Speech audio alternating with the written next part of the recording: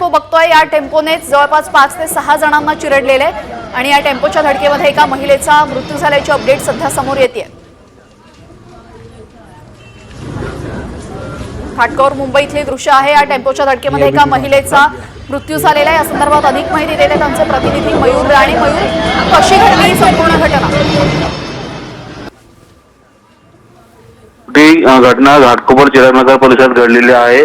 एक टेम्पो चालक होता, तो नशेच्या आहारी गेला होता। त्याने तब्बल 7 ते 8 जणांना गाडीच्या खाली चिरडले आहे। त्याच्यामध्ये एका महिलेचा आहे तो दुर्दैवी मृत्यू झाल्याची कळले आहे। आता सध्या घटनास्थळी पाहायला गेलं तर चिरागनगर पोलीस स्टेशन असेल, त्यांनी त्या जो टेम्पो चालक होता त्याला ताब्यात घेतले आहे।